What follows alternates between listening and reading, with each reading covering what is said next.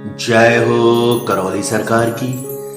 जय हो सच्चे दरबार की। बोलो राधा रमण हरि बोल। ओ भक्तों, इसके पहले का वीडियो आपने देखा, नासाग्र, शिवनेत्र, त्रिनेत्र। आपने समझा कि यह क्या है, शिवनेत्र क्या है, त्रिनेत्र क्या है और नासाग्र क्या है। नासाग्र कैसी विधि है? नासाग्र एक ऐसी विधि है कि जिसको करने से आपका ध्यान एकाग्र हो जाता है। अब करौली सरकार इसको यूं बताते हैं, जैसे कि मान लीजिए किसी बच्चे को आप कोई खिलौना दो तो वह क्या करेगा, पहले उस खिलौने के साथ उठा पटक करेगा, फिर उसको देखेगा उसमें क्या है, उसको तोड़ेगा, मोड़ेगा और यह करते करते उसका ध्यान पूरा का पूरा उस खिलौने में रहेगा। इसके बीच में अगर आप उस बीच में खाना रख दो या कोई और चीज रख दो तो भी उसका ध्यान उस तरफ नहीं जाएगा, वह खिलौने से ही उलझा रहेगा। लेकिन वहीं जब आप उस बच्चे से खिलौना छीनोगे और उसके सामने खाना रखोगे, तब उस बच्चे का ध्यान उस खाने की तरफ जाएगा। तो करौली सरकार के समझाने का मतलब यह है कि हमें एक समय में अपना मन केंद्रित करना है, एकाग्र करना है, और यह एक नासाग्र एक ऐसी विधि है जिससे हम अपना ध्यान एकाग्र कर सकते हैं। तो आपने यह अच्छे से समझा कि जब तक हमारा ध्यान एकाग्र नहीं होगा, मन हमारा एक जगह नहीं होगा, तब तक हमें कुछ भी लाभ मिलने वाला नहीं है। और करौली सरकार यह भी बताते हैं कि अगर यह सब करने में आपको कोई दिक्कत है, जैसा कि आपको नासाग्र के बारे में बताया गया था पिछले वीडियो में, तो इस वीडियो में समझिए करौली सरकार आपको क्या बताते हैं। यदि आपको नासाग्र विधि करने में कोई समस्या है, आप उसको नहीं कर पा रहे हैं, तो आप कुछ यूं भी कर सकते हैं। और यह जो विधि आपको करौली सरकार आज बताने जा रहे हैं, इसको उन्मनी मुद्रा कहते हैं। जी हां, ऋषि मुनियों ने इसको उन्मनी मुद्रा का नाम दिया है। अब आपने शायद, आप लोगों में शायद यह नाम पहली बार सुना हो, उन्मनी मुद्रा। लेकिन यह बहुत ही प्राचीन मुद्रा है जो ऋषि मुनियों ने इसको उत्पन्न किया है। यह क्या है, उन्मनी मुद्रा क्या है? यह है शिव का ध्यान करने की विधि, त्रिनेत्र का ध्यान करने की विधि। तो उन्मनी मुद्रा करने के लिए आपको करना क्या होगा? जब आपको यह उन्मनी मुद्रा करनी है तो आपको क्या करना होगा? आप इसको बैठकर करें। आप इसको खड़े होकर भी कर सकते हैं, लेकिन बैठने के क्या क्या फायदे हैं, आपको बैठने के फायदे भी करौली सरकार बताएंगे। अगर आप इसको खड़े होकर करते हैं तो यह जो क्रिया होती है, उन्मनी मुद्रा जो क्रिया विधि होती है, इसको करने के लिए बल का प्रयोग करना पड़ता है। यह बलपूर्वक होती है। अब बलपूर्वक का मतलब यह कुछ नहीं कि आपको कोई उठापटक करनी है, ऐसा कोई बल नहीं। आपको एक लंबी श्वास खींचनी पड़ती है, बल से लंबी श्वास खींचनी पड़ती है। तो सबसे पहले आप यह समझिए कि आपको जो उन्मनी मुद्रा करनी है, यह बैठ कर ही करनी है, खड़े होकर नहीं करनी है।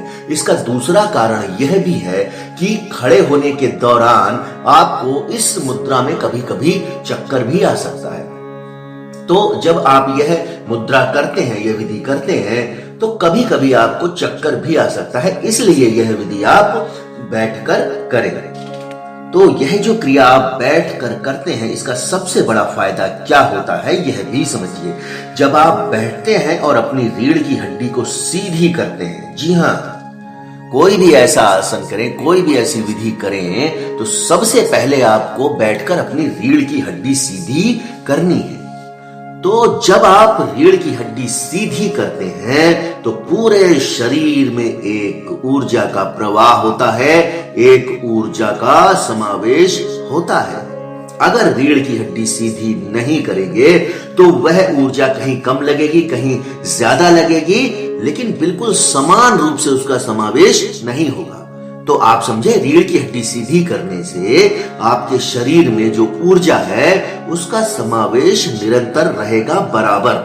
पूरे शरीर का रक्त संचार, विचार, सब कुछ एक जैसा हो जाता है। मात्र रीढ़ की हड्डी सीधी करने से। तो रीढ़ की हड्डी सीधी करना यह भी अपने आप में एक क्रिया है, और जब हम रीढ़ की हड्डी सीधी करके उन्मनी मुद्रा को करते हैं तो इसका लाभ हमें 2 गुना मिलता है, इसका लाभ 2 गुना बढ़ जाता है। अब समझिए उन्मनी मुद्रा क्या है। उन्मनी मुद्रा है, सबसे पहले जब आप बैठकर रीढ़ की हड्डी सीधी करते हैं तो आपको करना क्या है। आपको करना यह है कि सबसे पहले आपको एक लंबी सी श्वास खींचनी है, अपने अंदर भरनी है, और जब आपको श्वास खींचकर अपने अंदर आप भर लें, इसके बाद में दोनों आंखों से आपको ऊपर की तरफ देखना है। जब आप अपनी दोनों आंखों से ऊपर की तरफ देखेंगे तो आपको हल्का हल्का चक्कर भी आएगा। उससे आपको घबराना बिल्कुल नहीं है। शुरुआत में अभ्यास के दौरान ऐसा होता है, लेकिन जब आप अपनी दोनों आंखों से ऊपर की ओर देखेंगे तो ऊपर की ओर देखने के उपरांत आपकी दोनों आंखों की पुतलियां बिल्कुल ऊपर टंग जाएंगी, और आपको उसी जगह पर अपनी आंखों को केंद्रित करना है। आंखों को उसी जगह पर टिकाकर रखना है। कब तक रखना है? जब तक आपकी श्वास फूल ना जाए, टूट ना जाए। तो आपको ऊपर तब तक देखना है जब तक कि आपकी श्वास टूट ना जाए, रुक ना जाए। और जब श्वास आपकी टूटने लगे, रुकने लगे, तो आपको क्या करना है, फिर धीरे से आंख बंद करके श्वास को बाहर निकाल देना है। जब आप श्वास को बाहर निकालेंगे तो होगा क्या, यह क्रिया आपकी पूर्ण हो जाएगी, और ऐसा ही बार बार पुनः आपको करना है। श्वास भरना है, फिर यही क्रिया करनी है। और यदि आपको इसमें कुछ कठिनाई महसूस हो तो आप 1, 2, 10 मिनट के लिए लंबी लंबी सांसें खींचकर छोड़िए। ऐसा कई बार करिए, इससे आपको थोड़ा सा रिलैक्स मिलेगा, और इसके बाद में पुनः आपको यही क्रिया करनी है। करौली सरकार बताते हैं, शुरुआत में तो आपको परेशानी होगी। यह जब मुद्रा आप उन्मनी मुद्रा करेंगे तो शुरुआत में आपको परेशानी होगी, लेकिन फिर धीरे धीरे धीरे धीरे आपका इसका अभ्यास बन जाएगा। क्योंकि ऊर्जा का जो बहाव है वह मस्तिष्क की तरफ हो जाता है। ऐसा भी हो सकता है कि आपको उस समय चक्कर आ जाए। जब आप यह क्रिया करते हैं तो ऊर्जा का जो बहाव है वो सीधा सीधा मस्तिष्क की ओर जाता है।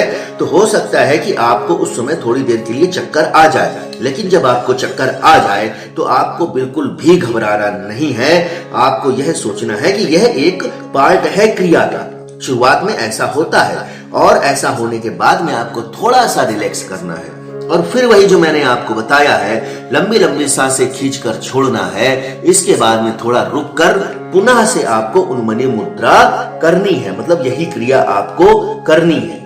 और करौली सरकार बताते हैं, मात्र 1 माह के अभ्यास के दौरान यह क्रिया सुचारू रूप से आप करने लगते हैं। मात्र जब आप 1 माह का अभ्यास कर लेंगे तो आप उन्मनी मुद्रा बहुत आसान तरीके से करने लगेंगे, और यह मुद्रा, यह क्रिया आपके डेली के दिनचर्या में शामिल हो जाएगी। इसलिए इस मुद्रा का, उन्मनी मुद्रा का नित्य ही अभ्यास करें और इसको रोजाना ही करें। तो भक्तों, मैं समझता हूं कि यह जो करौली सरकार ने उन्मनी मुद्रा के बारे में हमको बताया है, यह क्रिया, यह अभ्यास हमको बहुत ही लाभकारी साबित होने वाला है, और आपने इसको बहुत अच्छे से समझ लिया है। तो मेरा यह मानना है कि यह आपने समझा ही नहीं है, इसको आप रोजाना करेंगे भी, क्योंकि इसको आपको रोजाना करने से बहुत ही बड़ा लाभ प्राप्त होने वाला है।